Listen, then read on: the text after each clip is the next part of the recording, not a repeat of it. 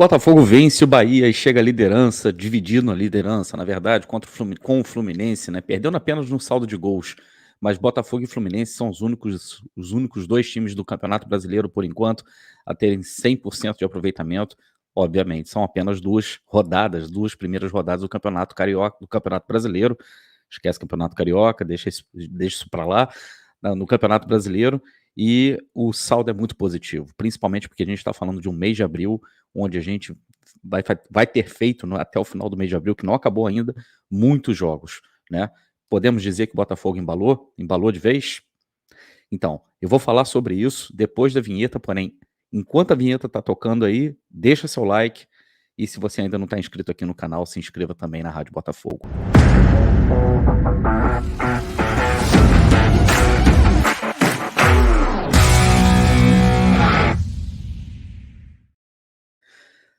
Olá, Helenos e Helenas, tudo bem com vocês? Eu sou o Tarsilo Delfim, sejam todos muito bem-vindos aqui a mais alguns minutinhos de RB, para você que também torce para outros clubes, que está chegando aqui agora também, para acompanhar as notícias do Botafogo, seja muito bem-vindo também.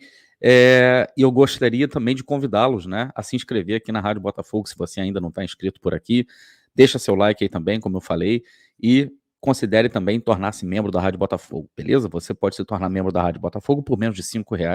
Isso já ajuda bastante na manutenção aqui do canal e você fica por dentro de tudo que acontece com o Botafogo, porque a gente está sempre trazendo aqui algumas informações e principalmente opiniões, né, da galera aqui da Rádio Botafogo, beleza? Olha só, o Botafogo venceu o Bahia por 2-1, né? Eu acho que a torcida do Botafogo foi dormir muito feliz, foi dormir muito contente. Tem algumas pessoas ainda que precisam ser convencidas de que o trabalho do Botafogo está realmente embalando, que o trabalho do Luiz Castro está dando frutos, mas essas pessoas não vão se convencer agora, e também não tem por que a gente ficar criando nenhum tipo de animosidade, nem divisão dentro da torcida do Botafogo agora. Todo mundo tem o direito de achar o que quer achar, né? Mas o fato alguns vídeos atrás eu tinha perguntado aí para vocês se vocês achavam, né, que o Botafogo já tinha embalado de vez, ou então, na verdade, o que faltava ainda para o Botafogo embalar? Bom, depois da gente chegar à décima partida consecutiva, né, de invencibilidade e as 5 vitórias consecutivas também, é pelo menos razoável a gente poder dizer aqui que o Botafogo está realmente embalado. O Botafogo está embalado. A outra coisa, né, é se as pessoas acham que nessa sequência de jogos que a gente fez, dos 10 jogos que a gente fez, se o Botafogo realmente está jogando um fino da bola, está jogando o melhor futebol do Brasil. Não se trata disso, ninguém aqui está colocando isso. O fato é que o Botafogo vem numa sequência de invencibilidade, a maior do Brasil no momento, e o Botafogo tem 5 vitórias consecutivas. Se isso não é embalar, eu não sei mais o que é. Então, assim, vamos mudar todos os parâmetros do futebol brasileiro enfim, o Botafogo de fato está embalado. Pode melhorar? Claro que pode melhorar. Pode errar menos? Claro que pode errar menos, né? Mas eu queria falar dessa vitória dessa vitória do Botafogo no jogo contra o Bahia, né? Mais uma vez o Botafogo vencendo fora de casa, né? A gente que se acostumou a ver o Botafogo vencendo muito fora de casa no ano de 2023 e a gente deixava muitos pontos, né, na verdade, em casa em 2020, na verdade, em 2022, que eu estava me referindo. Ou seja, a gente perdia muitos pontos em casa em 2022, mas conseguia vencer muitos jogos fora também. E isso acabou nos dando, né, uma posição bem intermediária na tabela, 11º lugar, só que quem acompanhou o final do campeonato viu claramente que aquele time que o Botafogo tinha ali no final dos 2022 foi um time que brigou pela vaga na Copa, a vaga para Libertadores até a última partida. Dito isso, o que a gente pode projetar para o Botafogo no ano de 2023, principalmente agora, nesse comecinho de Campeonato Brasileiro, disputa de Copa do Brasil, disputa também de Sul-Americana, é que o Botafogo, se for pelo menos minimamente competitivo em todas essas competições, né, o Botafogo precisa ser muito competitivo. O Botafogo tem que ser casca dura. O Botafogo tem que ser uma equipe muito difícil de ser batida. E até agora tem se mostrado. Se a gente conseguir manter, né, claro que vai perder uma hora, né, vai chegar um momento que o Botafogo vai perder.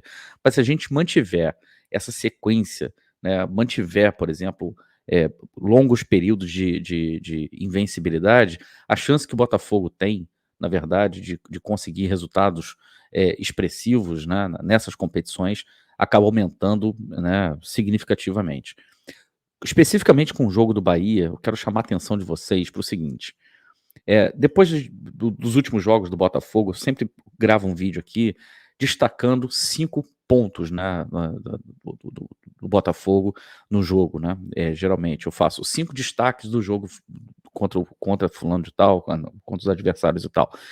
Hoje eu tô querendo fazer uma coisa um pouquinho diferente. Em vez de pegar 5 destaques do Botafogo contra o Bahia, eu quero dar o destaque principal do Botafogo. E o destaque principal do Botafogo é o elenco do Botafogo, principalmente o gerenciamento desse elenco. Quem venceu o jogo ontem contra o Bahia foi o elenco do Botafogo. O elenco do Botafogo é melhor do que o elenco do Bahia. Todo mundo sabe disso, isso não é nenhum mistério. E, por que que eu tô falando isso? Porque o primeiro tempo, né, foi inclusive um primeiro tempo difícil, onde o Bahia, esperadamente, já viria para cima do Botafogo, pela posição na tabela, por estar jogando em casa, casa cheia, eh, e não foi diferente disso. Até os 23 minutos de jogo, por exemplo, o Bahia tinha 6 finalizações ao gol do Botafogo, o Botafogo não tinha finalizado no gol do Bahia ainda. Só que a equipe do Botafogo, né, é uma equipe muito malandra, né, já dá para dizer que o Botafogo é um time cascudo, pelo menos esses jogadores que a gente tem. E o Luiz Castro preferiu repetir a escalação que ele mandou a campo contra o César Valerro na rodada anterior na Sul-Americana, ele preferiu manter o time com o Lucas Fernandes ali.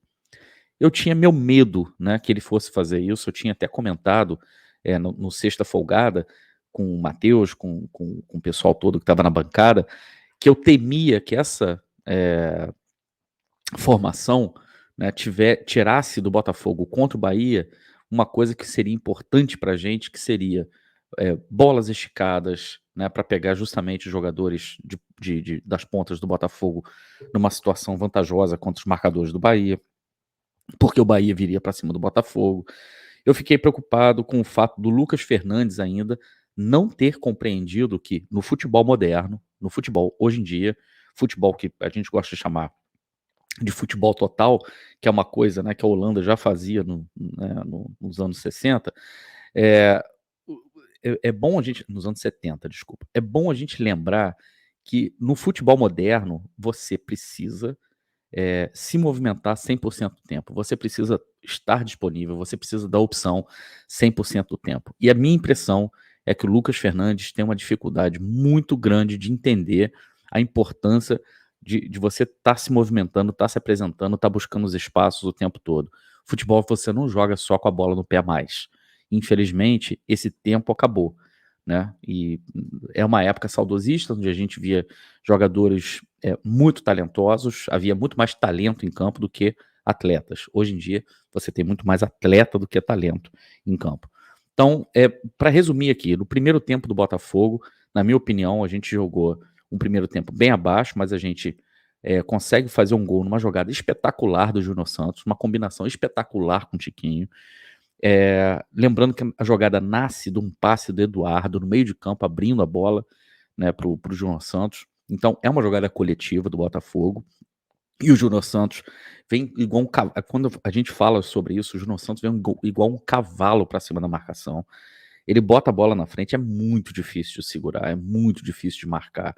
O Júnior Santos fez a melhor partida, na minha opinião, a melhor partida dele com a camisa do Botafogo até hoje, inclusive considerando a primeira passagem dele pelo Botafogo. E o Bahia chega ao empate num apagão da nossa defesa, obviamente, onde aquele momento ali era o momento do Botafogo tá fechando muito bem os lados para não deixar o Bahia explorar os lados. O que que aconteceu? O de Plácido foi dar o bote errado, né, para poder sair na marcação. O Júnior Santos não fechou a marcação e o jogador do Bahia infiltrou justamente num latifúndio que ficou ali do lado esquerdo de ataque do Bahia, do lado direito de defesa do Botafogo. O cruzamento, a bola passou pela área inteira, nossos jogadores não conseguiram cortar. O Rafael estava muito mal posicionado, estava debaixo da trave, estava dentro da pequena área. E o Vitor Sá simplesmente esqueceu que ele é o cara que precisava acompanhar o Jacaré. E o Jacaré recebe a bola, o Vitor Sá tá fora da grande área ainda. E o Jacaré é um jogador habilidoso. Ele tá jogando como ala, mas a posição de origem do Jacaré é ponta. E o Jacaré, no mano a mano ali, ele vai levar vantagem sempre. Ele driblou e fuzilou pro gol.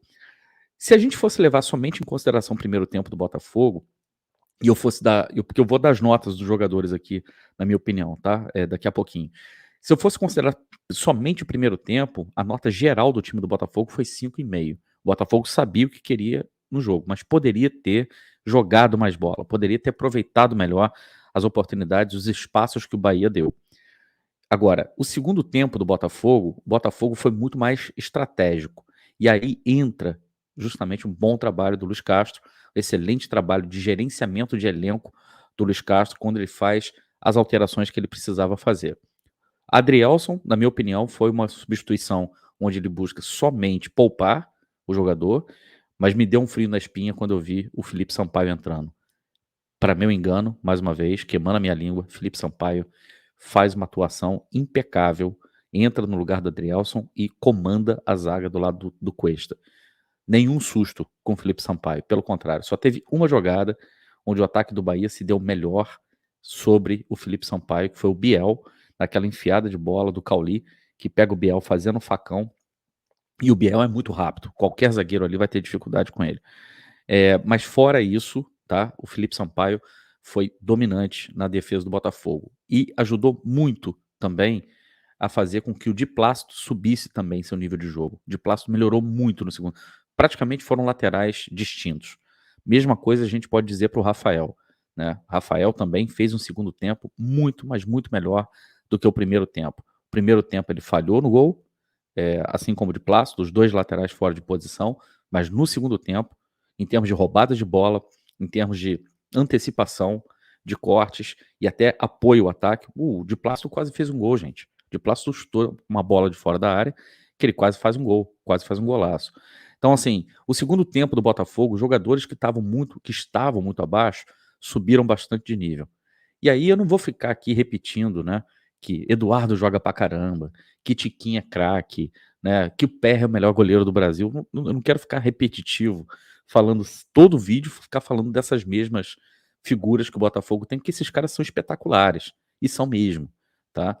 Agora, eu quero ressaltar aqui, realçar o fato de que a gente tem um Danilo Barbosa, que na minha opinião, hoje talvez seja um dos principais volantes do futebol brasileiro, atuando no Brasil, né? São poucos volantes que fazem o que ele faz, com a facilidade que ele faz. André do Fluminense é um deles. E eu vejo, o Gabriel Menino também é outro jogador que faz muito bem isso aí, mas o Danilo Barbosa também está fazendo com uma baita de uma maestria, como toma conta do meio de campo. E aí é muito gostoso você ver um jogador como o Tietê, que ele oscila bons e maus momentos, né? E nesse momento ele não vem sendo escalado como o primeiro. Eu achava que ele teria sido escalado no primeiro tempo, entrando e dando uma dinâmica nova para o jogo. O que o Tietê fez era justamente o que a gente esperava que o Lucas Fernandes fosse fazer e não fez. E o Tietê entra, né? Dá uma nova movimentação para o meio de campo. O jogador é muito participativo, mas a gente está vendo o Tietê, desde o jogo contra o César Valerro, e incluindo o jogo contra o Bahia, fazendo uma coisa que anteriormente ele não vinha fazendo, acho que muito por conta do posicionamento dele. Tietê chegando na área, Tietê chutando de fora, premiado com um golaço, foi um golaço, e mais uma vez, Tiquinho fazendo pivô.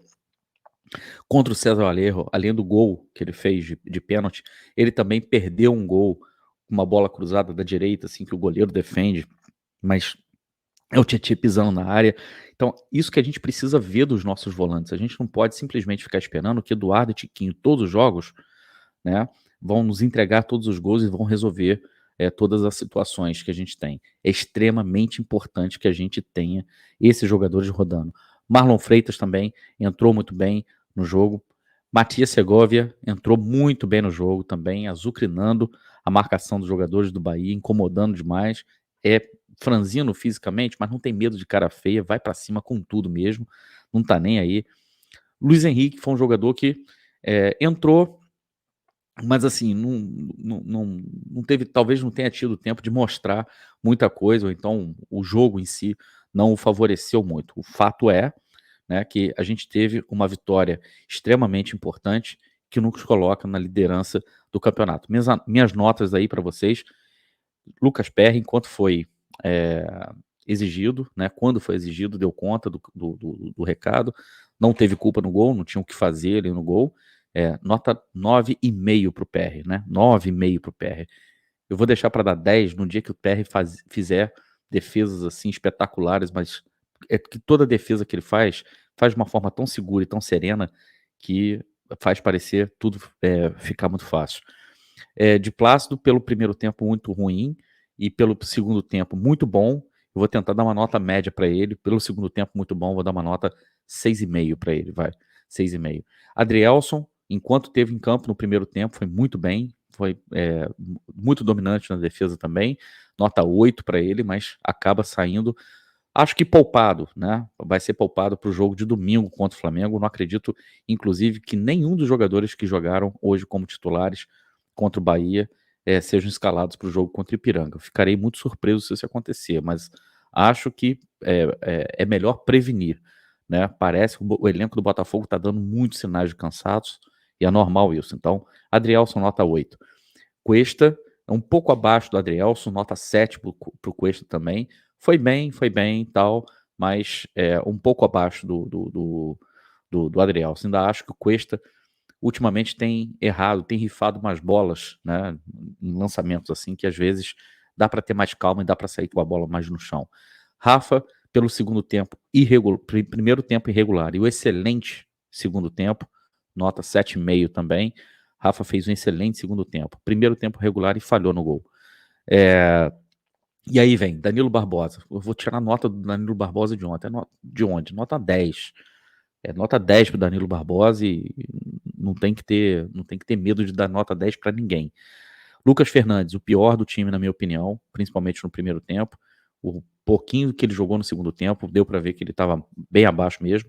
Lucas Fernandes, a minha nota para ele foi nota 5, tá? Muito, muito abaixo mesmo. Tietê substitui, né? Lucas Fernandes entra, dá uma dinâmica nova e faz um golaço, premiado com gol, nota 9 também para o Tietê. Marlon Freitas também entra nesse meio de campo, né? Também ajuda muito a mudar o panorama. O Botafogo começa a ganhar mais as bolas no meio de campo. Jogador muito importante, sem ser brilhante. Nota 7 para ele. Júnior Santos, né? Melhor partida dele com a camisa do Botafogo até aqui. Não tem como também tirar nota do Júnior Santos. O Júnior Santos fez praticamente quase tudo certo, só vacilou no gol do Bahia ao não acompanhar, talvez, o jogador que ele precisava acompanhar. Só por isso ele vai tirar nota 9, mas é nota 9, tá? Para o Júnior Santos. Eduardo. Eduardo não fez uma partida brilhante, fez uma boa partida, tá? O normal do Eduardo é melhor do que o que a gente viu hoje, do que o que a gente viu no jogo.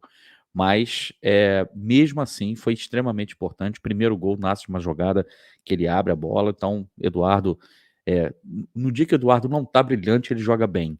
Então, a nota para o Eduardo dessa vez foi 8. Podia ter chegado mais próximo do Tiquinho, podia ter transado melhor as jogadas com o Tiquinho, podia. É só por isso que ele não vai receber uma nota melhor. Mas é 8, tá? Vitor Sá, primeiro tempo do Vitor Sá de muita entrega, de muita ajuda na marcação também, mas muito mais transpiração do que inspiração. Tanto que ele é substituído no segundo tempo. Minha nota para o Vitor Sá, nota 6. Né? E assim, comprometeu no primeiro gol. Era para ter acompanhado o Jacaré. Então, nota 6. E a nota do Matias Segovia, que entrou e azucrinou a vida da defesa adversária.